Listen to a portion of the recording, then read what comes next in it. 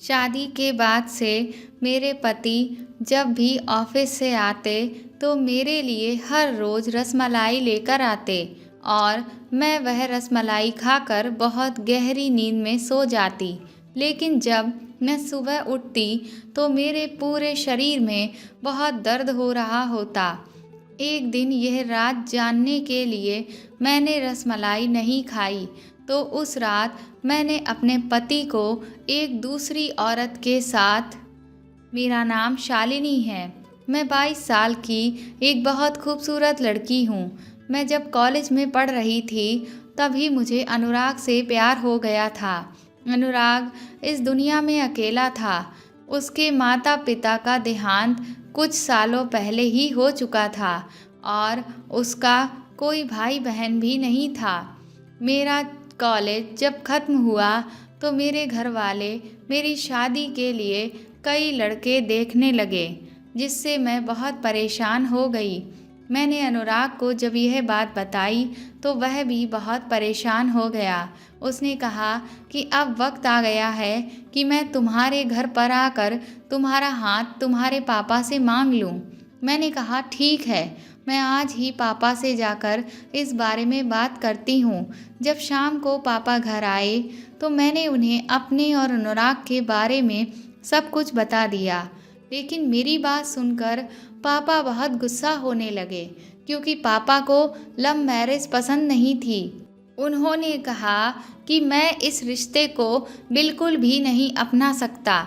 मैं तुम्हारे लिए अनुराग से कई बेहतर लड़का देखूंगा जो वेल सेटल्ड होगा और दिखने में भी बहुत अच्छा होगा।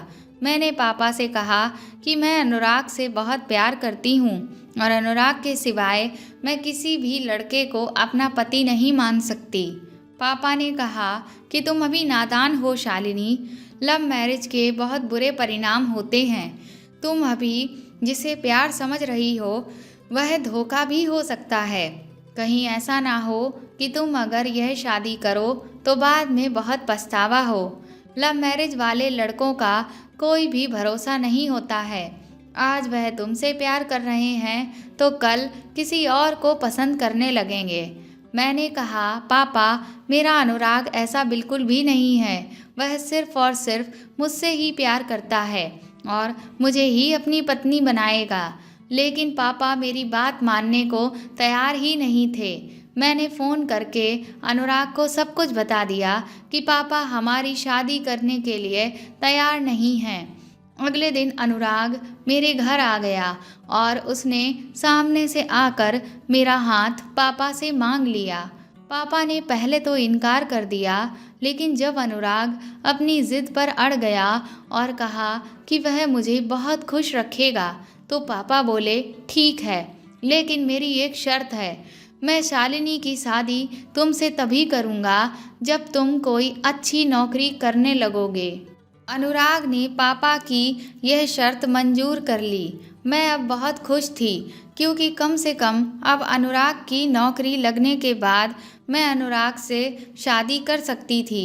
मैंने पापा को खुशी के मारे गले से लगा लिया और उन्हें थैंक यू कहा कि उन्होंने मेरा और अनुराग का रिश्ता कबूल कर लिया।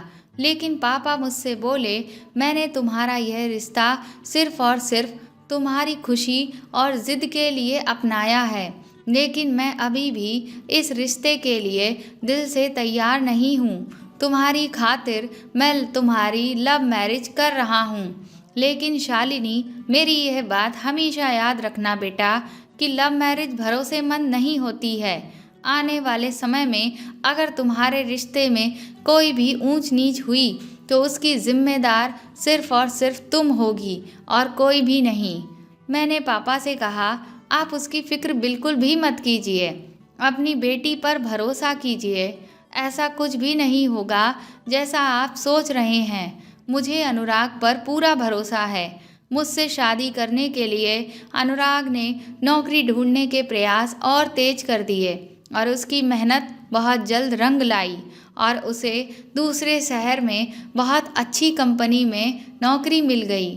फिर कुछ ही महीनों बाद हमारी शादी बहुत धूमधाम से हो गई और मैं उस शहर में जहां अनुराग नौकरी करता था उसके साथ अपने जीवन की नई शुरुआत करने के लिए आ गई। मैं अपने आप को इस दुनिया की सबसे खुशनसीब लड़की समझ रही थी क्योंकि मैं जिसे चाहती थी आज मैं उसकी पत्नी थी और उसके साथ खुशी खुशी जीवन जी रही थी। 1 महीने बाद ही मैं पेट से हो गई। अब तो मैं और भी ज़्यादा खुश थी क्योंकि मैं भी जल्द से जल्द माँ बनना चाहती थी। लेकिन ना जाने कैसे मेरी खुशियों को नज़र लग गई और पता नहीं कैसे मेरा बच्चा इस दुनिया में आने से पहले ही मुझे छोड़कर चला गया। जब हमने डॉक्टर को दिखाया तो उन्होंने मेरे शरीर में किसी तरह की कुछ कमज़ोरियां बताईं जिसकी वजह से मेरा बच्चा ग्रोथ नहीं कर पाया। डॉक्टर ने मुझे कुछ दवाइयाँ दी लेकिन मैं बचपन से ही गोलियाँ खाने से बहुत डरती थी। मैंने अनुराग को साफ मना कर दिया कि मैं कोई भी गोली नहीं खाऊंगी। दवाई की जगह मैं हरी सब्जियाँ खा लूँगी। उसके अलावा मैं जूस पी लूँगी। मैं अपनी हेल्थ को ऐसे ही सुधार लूँगी लेकिन मैं कोई भी दवाई नहीं खाऊंगी। अनुराग मुझसे बहुत प्यार करते थे इसीलिए उन्होंने मुझ पर दवाई खाने के लिए कोई भी दबाव नहीं डाला। मुझे मीठा खाना बहुत पसंद था जिसकी वजह से वह मेरे लिए हर रोज़ ऑफिस से आते वक्त रसमलाई लेकर आते थे। मैं तो बहुत खुश हो जाती थी कि मेरा अनुराग मेरी इच्छाओं का कितना ध्यान रखता है। लेकिन एक बात बहुत ही अजीब सी थी। रसमलाई खाते ही मुझे न जाने क्यों बहुत गहरी नींद आ जाती थी और पूरी रात जरा सा भी होश नहीं रहता था। सीधा सुबह ही मेरी आँख खुलती थी लेकिन जब मैं सुबह उठती तो मेरे पूरे शरीर में बहुत दर्द होता रहता था। शुरू में तो मैं इन सब चीज़ों को समझ नहीं पाई लेकिन फिर मुझे ऐसा लगने लगा कि शायद रसमलाई खाने के बाद ही मुझे होश नहीं रहता है। लेकिन रसमलाई तो अनुराग ही लेकर आता था तो फिर मैं उस पर शक कैसे कर सकती थी। लेकिन फिर भी मैंने सोचा कि ऐसा करती हूँ, एक दिन मैं रसमलाई खाती ही नहीं हूँ, फिर देखती हूँ कि क्या तब भी मुझे इतनी ही गहरी नींद आती है और बॉडी पेन होता है। उसी रात अनुराग जब रसमलाई लेकर आया तो मैंने चुपके से रसमलाई फेंक दी और अनुराग को ऐसे दिखाया जैसे मैंने रसमलाई खा ली हो और तुरंत ही बिस्तर पर जाकर आंख बंद करके लेट गई। करीब 1 घंटे के बाद जैसे ही 12 बजे वैसे ही अनुराग धीरे से बिस्तर से उठा। मुझे यह चीज़ पहले थोड़ी अजीब सी लगी क्योंकि उसने बिस्तर से उठते ही बाहर पहने जाने वाले कपड़े पहन लिए और फिर उसने धीरे से कुछ उठाकर हाथ में पकड़ लिया और वह घर के बाहर निकल गया। मैं ये देखकर दंग रह गई कि अनुराग इतनी रात को घर के बाहर कहाँ जा रहा है। मुझसे रहा ना गया। मैं भी तुरंत ही आधी रात को चुपके से उसके पीछे पीछे चली गई। थोड़ी दूर पैदल चलने के बाद अनुराग एक घर के सामने पहुंचा। उसने बहुत धीरे से दरवाजे पर नॉक किया और तभी दरवाज़ा खुला और एक बहुत खूबसूरत 24-25 साल की औरत बाहर आई जो दिखने में बड़ी सुंदर लग रही थी। वह अनुराग को देखकर मुस्कुराई और अनुराग उसके साथ अंदर चला गया और उसने दरवाज़ा बंद कर लिया। ये देखकर मेरे तो होश ही उड़ गए। मैं बदहवास सी वापस घर लौट आई। मेरी आंखों से आंसू रुकने का नाम ही नहीं ले रहे थे। मुझे कुछ भी समझ नहीं आ रहा था कि आखिर अनुराग मेरे साथ यह सब क्यों कर रहा है। इसका मतलब जब से हमारी शादी हुई है तभी से अनुराग हर रोज़ रात को मुझे रसमलाई खिलाकर बेहोश कर देता था और खुद उस औरत के साथ मज़े करता था। अब मुझे अपने पापा के कहे हुए वह शब्द याद आने लगे। उन्होंने मुझसे कहा था कि लव मैरिज भरोसेमंद नहीं होती है। जो आज तुमसे प्यार कर रहा है वह कल किसी और से करने लगेगा। लेकिन उस वक्त अनुराग पर अंधा विश्वास करके मैंने उनकी बातों को गलत बता दिया था। लेकिन आज जब मैंने सब कुछ अपनी आंखों से देखा तो उनका कहा हुआ एक एक शब्द मुझे सच्चा लग रहा था। मुझे लगने लगा कि मैंने अपने पापा की बात ना मान के जीवन की सबसे बड़ी गलती की है। मैं बुरी तरह से रो रही थी, लेकिन अपने दुख को मैं किसी से बांट भी नहीं सकती थी। अपने मम्मी पापा को भी मैं इस बारे में अब नहीं बता सकती थी, क्योंकि मैंने यह शादी अपनी ज़िद पर करी थी और अगर अब मैं बताती तो मैं ही गलत साबित हो जाती, क्योंकि मेरी यह शादी करने का फ़ैसला सही होगा इसकी जिम्मेदारी मैंने खुद पर ही ली थी। उस रात मैं रोते रोते कब सो गई मुझे पता ही नहीं चला। सुबह जब मेरी आँख खुली तो मैंने देखा कि अनुराग मेरे बगल में बिस्तर पर सो रहा था। मैं उठकर घर के बाकी काम करने लगी और वह जब उठा तो मेरे साथ बिल्कुल नॉर्मल बिहेवियर कर रहा था, जैसे कि कुछ हुआ ही नहीं है, जैसे वह मुझसे बहुत प्यार करता है। अगले दिन अनुराग मेरे लिए फिर से रसमलाई लेकर आया और मैंने उस दिन भी चुपके से रसमलाई को फेंक दिया और ऐसे नाटक किया जैसे मुझे बहुत तेज़ नींद आ रही है। जैसे ही 12 बजे अनुराग फिर से अपने हाथ में कुछ लेकर चुपके से घर से बाहर निकल गया। मैं भी उसके पीछे पीछे गई और आज फिर उसी खूबसूरत औरत ने दरवाज़ा खोला और दोनों मुस्कुराते हुए घर के अंदर चले गए और दरवाज़ा अंदर से बंद कर लिया। अब तो मेरे बर्दाश्त की कोई सीमा ही नहीं रही थी। मेरा खून बुरी तरह से खौल रहा था, क्योंकि अनुराग मुझे धोखा दे रहा था और मेरी पीठ के पीछे किसी दूसरी औरत के साथ रिश्ता जोड़ रहा था। मैं तुरंत ही गुस्से में उस घर के बाहर पहुंची और ज़ोर ज़ोर से दरवाज़ा खटखटाया। दरवाज़ा अनुराग ने खोला। उसने जैसे ही मुझे सामने देखा उसके तो चेहरे का रंग ही उड़ गया। अनुराग को देखते ही मेरा गुस्सा और ज़्यादा बढ़ गया। मैंने खींचकर उसके गाल पर एक तमाचा मारा और उससे कहा, धोखेबाज, तुम्हारी वजह से मैंने अपने पापा का दिल दुखाया और उनकी मर्जी के खिलाफ जाकर भी मैंने तुमसे शादी की और फिर भी तुमने मुझे धोखा दिया। तुम इतने सालों से मेरे साथ प्यार का झूठा नाटक करते रहे और मेरी पीठ के पीछे रोज मुझे बेहोश करके इस औरत के साथ यहाँ मज़े मार रहे हो। अनुराग बोला, शालिनी, तुम गलत समझ रही हो। मैंने कहा, गलत तो मैं तुम्हें आज तक समझ रही थी। आज मुझे तुम्हारी सच्चाई पता चली। अगर मैं वह रसमलाई रोज खाती रहती तो तुम मुझे आगे भी बेवकूफ़ बनाते रहते और यहाँ पर इस औरत के साथ गुलछर्रे उड़ाते रहते। मैं अभी बोल ही रही थी कि तभी अंदर के कमरे से 2 छोटे छोटे बच्चे हाथ में खिलौने लेकर बाहर निकले। उन बच्चों को देखकर तो मेरे होश ही उड़ गए। मैंने कहा, इसका मतलब तुम्हारे 2 बच्चे भी हैं। तुमने तो धोखा देने की सारी हदें ही पार कर दी।